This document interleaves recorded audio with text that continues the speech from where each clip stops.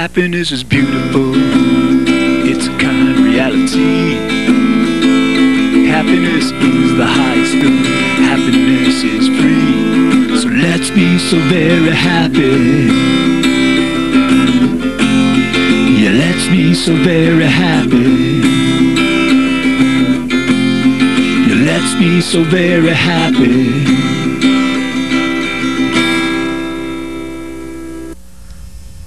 Hi, welcome to the Happiness Show. This is Lionel Ketchian. I'm here with George Ortega, and we're here to talk about happiness because happiness is, always has been, and always will be the point of it all. Today we'll be talking about happiness and doing what we love, because after all, if you're happy, then you probably are more likely to love what you're doing. But if you don't love what you're doing, you're certainly setting yourself up for unhappiness. Right, George? Oh yeah, oh yeah.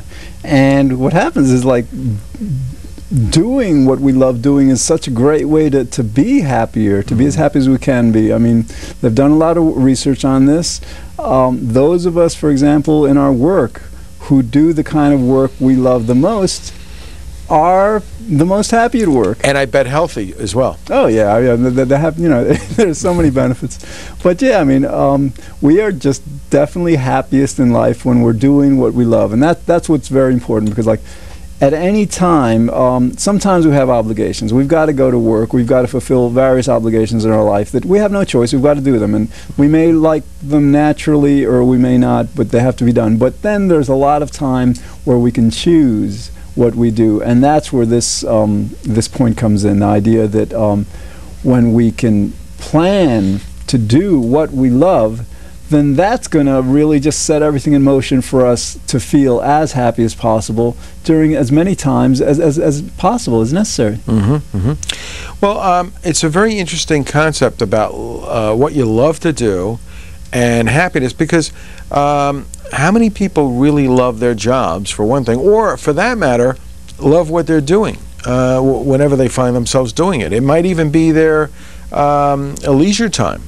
They could be so overwhelmed with hating work that their leisure time isn't really leisure time. It's just, I can't, I'm sitting here for a weekend because I can't stand the idea that I got to go back to work again. So it's, it's a matter of not enjoying it, but sort of surviving it until the next, round of pain comes along. So there's another. Now, how do we incorporate loving what you do and happiness? How do those tie together? I mean, how do we tie the knot, so to speak? Okay, well, we were talking about, like, work, because work is a great part of our day, 8 hours for many of us. And so many of us, as you say, aren't working at jobs that we love. So there's two things that we can do. One is we can learn to appreciate what we're doing, because a lot of times you have two people doing the exact same job. One actually loves it and the other one doesn't. It seems very clear that the person who loves the job sees the job in an entirely different way than the other one, and I think that can be learned. I think that person can really teach the other person to appreciate that job a lot more. But the other option is that a lot of times we're in a job that we may not feel suited to. It may not suit our personality, who we are, and the right thing to do in many cases may be to move to something we really gravitate toward and would love more. And that's the challenge there is overcoming the fear, because we have a career. Let's say we've been there for a number of years, 10, 20 years in many cases, and we have to make a change. Let's say we've been in corporate America, but what we really want to do is start a music career or something like that. It may not be practical. It may not, it may be a risk. And what we're facing then is fear. Fear is the big obstacle to our doing what we love in life a lot of times. So what happens is, as we become happier, as we're able to use happiness as a power, that becomes our power to overcome that fear. In other words, happiness enables us to seek what we really love doing, and instead of just settling for the place we're in, and overcome that fear that would otherwise prevent us from taking that risk. Well, that's it's an interesting description, and I have to agree with you that, you know, I've said myself that the opposite of happiness is fear. And so there might be a little bit of fear when you got things you hate or that you don't love. And, you know, when you learn to utilize happiness, and again, almost like a power, as we discussed last week, then maybe you could start loving things more because you bring the power of happiness to the thing you're doing. Appreciation starts occurring, and you sort of shine a little bit of light on there. And it's not drudgery. It's not I have to do this. And by the way, we don't really have to do anything. I mean, let's face it, it could be that we've got a job, we could find another one. I mean, we do have certain choices here. We could leave a job, we could talk with the powers that be, and then find ourselves being thrown out of the job sometimes, but still we could do something about it. We don't have to just roll along like a rock. And then maybe, as we're being a little proactive, we could develop, you know, the love for the job, or find something else to do. You know, too many people complain as if they were in prison with this job. I mean, nobody said it was a lifetime job. They start looking for something else if that's going to suit you better. Oh, yeah. Here's an interesting fact that they've discovered, and it's very kind of ironic. It's counterintuitive. It's the idea that most people are happier on their jobs than they are off their jobs. Now, that, you know, it's difficult to understand, but, you know, and again, I guess that kind of explains why our happiness level is only 70%, because, I mean, you know, as much as people love their jobs perhaps more than time when they're not working, you know, job isn't all that pleasant for many people, so that kind of explains it.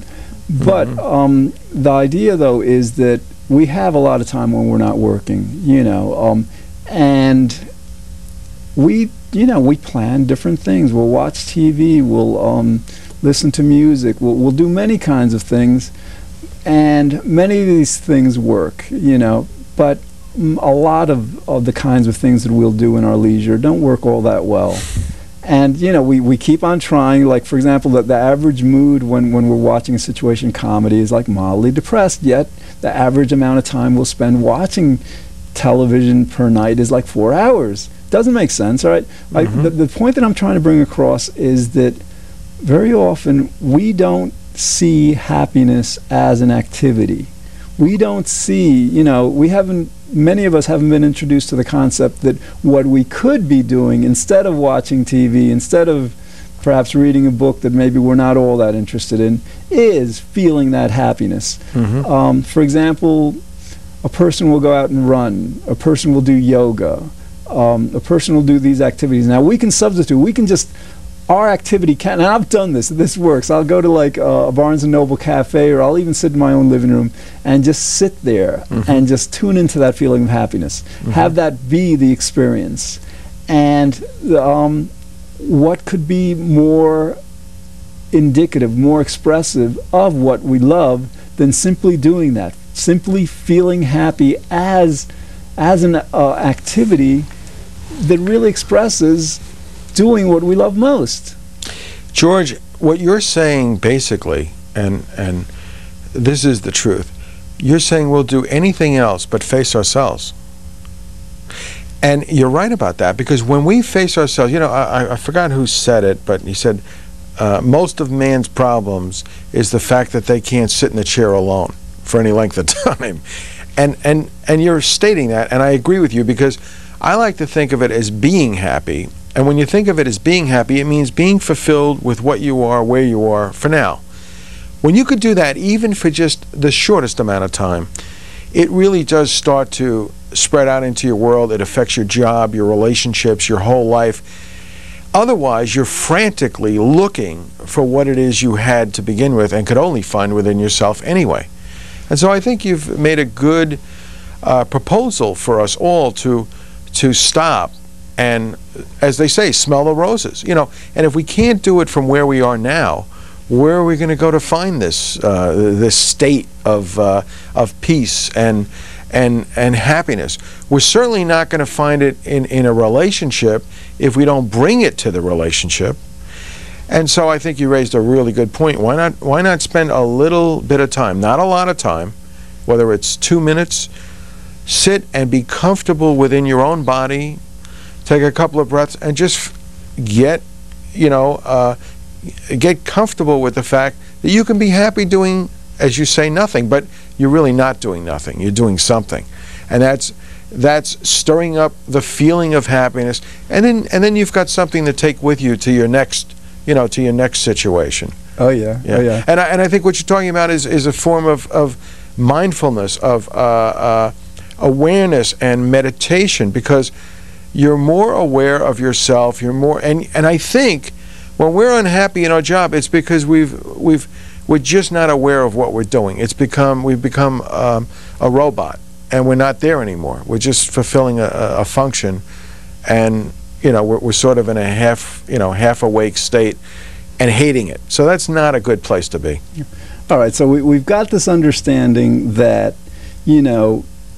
doing what we love brings us the most happiness, and the idea that being as happy as possible is what we love most. That is doing what we love most, to be as happy as possible. So then the question becomes, well, why aren't we like ecstatically happy all the time? If that's really what we want, if that's what we really love to do the most, to be happy.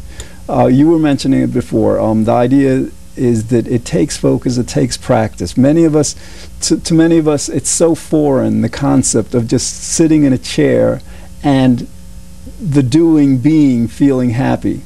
So I think that's a very important point that we need to consider, that it is foreign, it's not part of our culture, it's not part of our tradition, but it's very wise to make it so.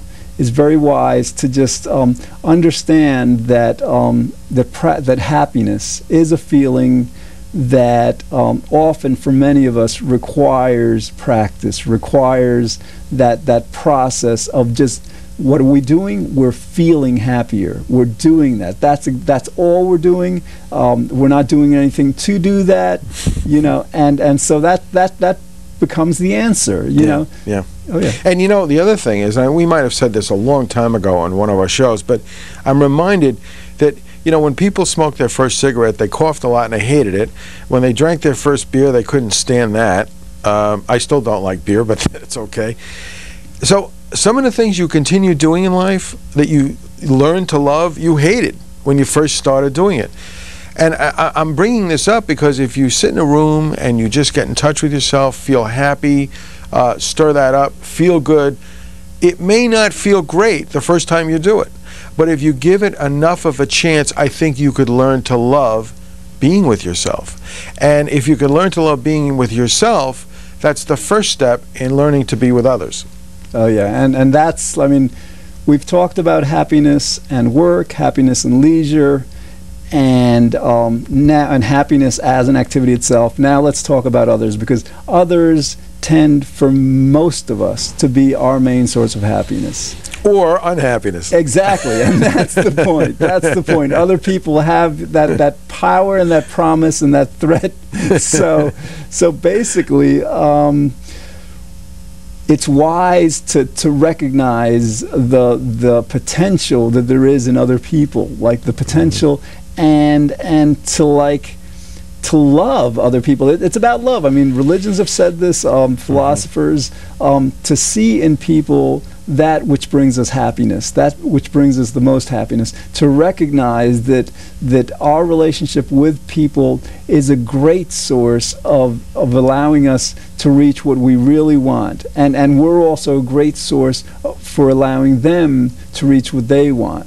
So yeah, it's like a lot of times in life, unfortunately, we tend to, even though other people bring us the most happiness, we often spend so much time working and devoting ourselves to these kinds of plans and projects and goals that we neglect to remember and to really act upon the idea that other people, that loving other people, that loving being with other people and doing things with other people is an extraordinarily powerful way of becoming happier and happier. Mm-hmm.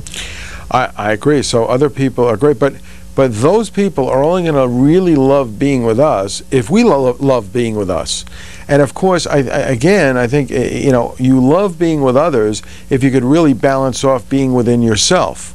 It's almost like this balance that you create within yourself, and maybe then when you're in balance, other people can't make you as unhappy as you would normally allow them to, because if you think about it, unhappiness is being out of balance. And if you are out of balance to begin with, it's so easy for other people's negativity and unhappiness to have power over you and make you out of balance because you're out of balance to begin with.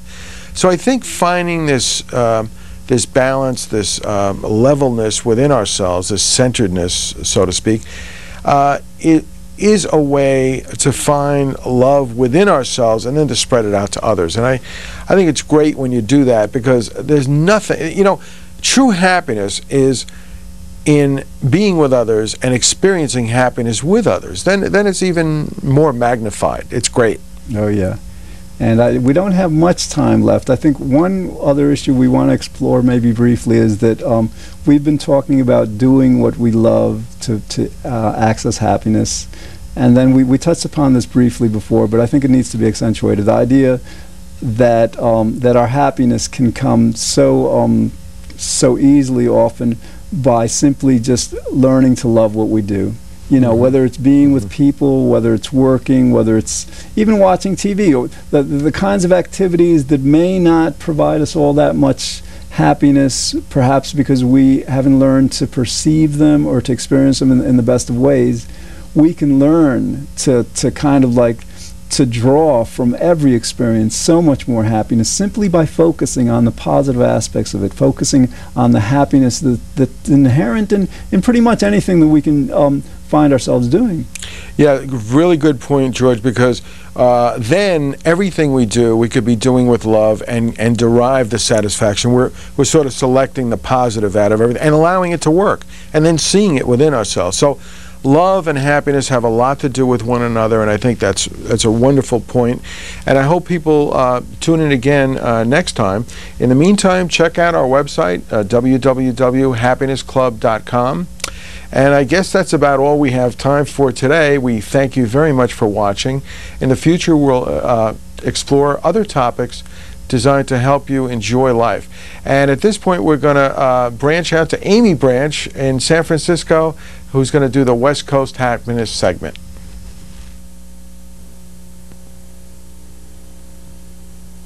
Hi, this is Amy Branch for the Happy Zone. Thank you so much for joining us today. We will be talking about music and happiness, and my friend Erin we are so grateful to have her join us today. Thanks for being here, Erin. It's great to be here, Amy. I'm very honored to be in the Happy Zone with you. I just can't stop smiling. I noticed that you can't either. The happiness is contagious, I think. You know, and just talking about it cultivates it even more. Right, and we've been talking about music and happiness. And you're so happy I can't even stand it. I try to play music at least once a day, more like twice or 3 times. Definitely keeps me happy. I have lots of different instruments at home, and I don't know, when I'm feeling blue, pull out an instrument. It's a good way to express what I'm feeling, get it out there, and yeah, bring in the happiness. Bringing the happiness. Love that quote.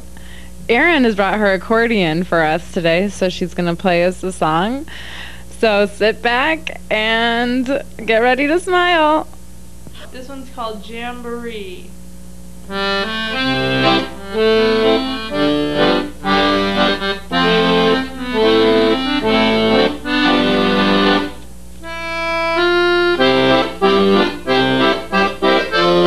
Look at that smile, folks.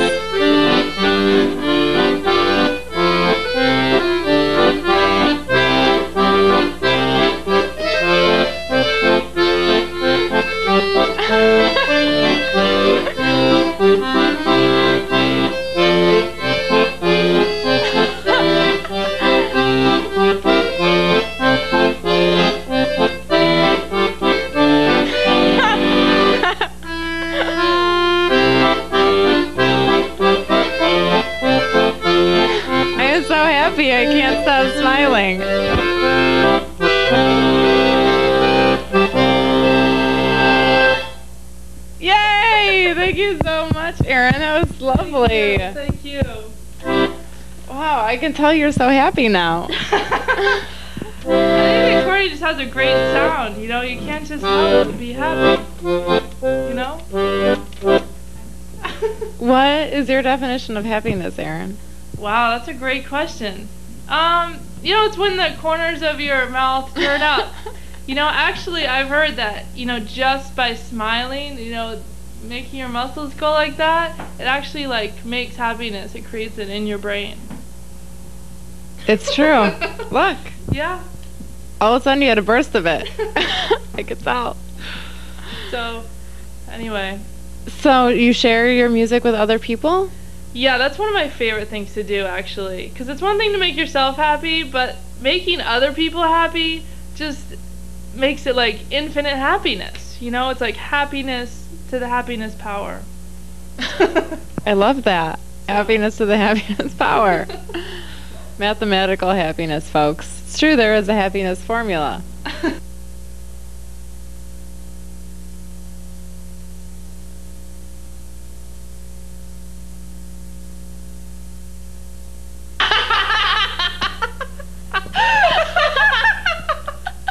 That is so funny.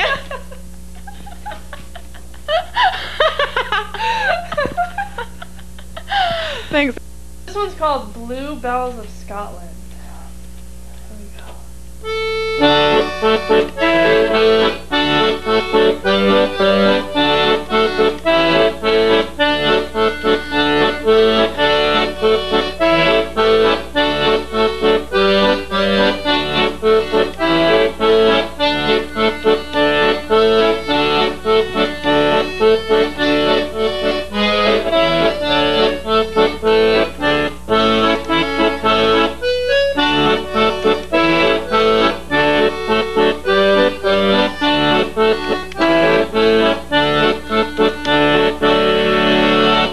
Thank you. That was wonderful. I'm so happy. It's my pleasure, believe me.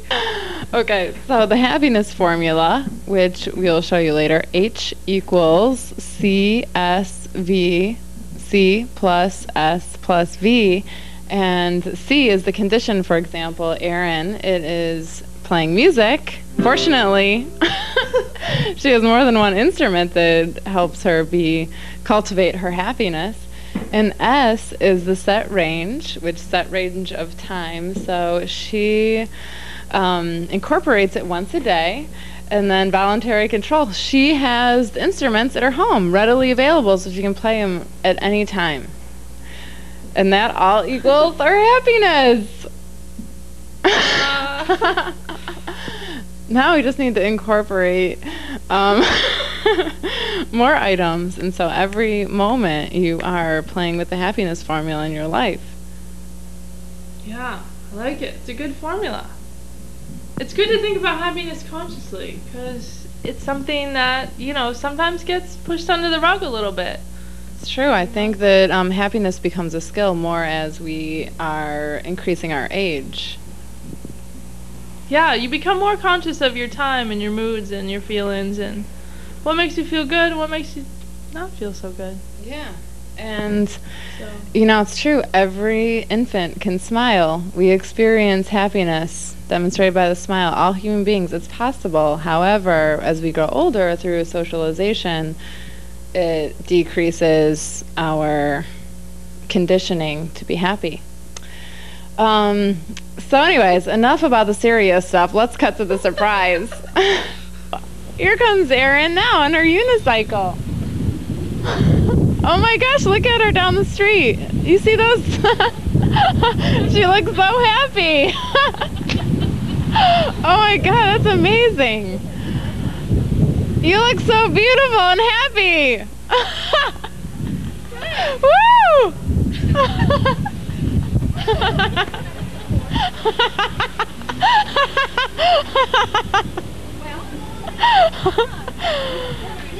Woo-wee! Look at these people. They're happy just watching her. Look at those kids. There's Erin stopping traffic. Wow. Wow. Look how happy she looks. Are you happy? Oh, I'm so happy. Wow, look at folks can't get enough of this. People are coming out of the shops. Thank you for sharing that happiness. Oh, I hear you have a surprise for us. Well, there's nothing that makes me happier than when you can like piggyback happiness on top of happiness. Yeah. You know what I'm saying? Right. It's like happiness doubled. So anyways, I was thinking of combining a couple happy things like playing the accordion and riding the unicycle. No. Erin, really? You can do that? We'll find out. Here comes Erin now playing both the accordion and the unicycle.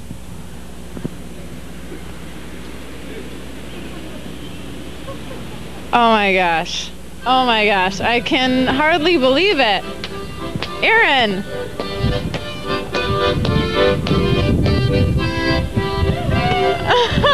Remarkable. I am so happy watching this. Woo, the traffic has stopped to clap. Woo! Wouldn't it be lovely if we could just see this every day?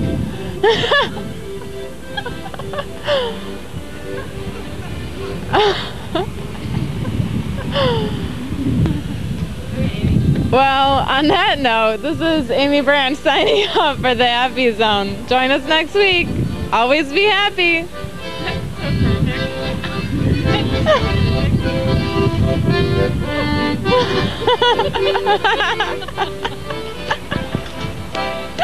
Happiness is powerful, it's our underlying need. Happiness is why we live each day. Happiness is destiny. So let's be so very happy. Yeah, let's be so very happy. Yeah, let's be so very happy.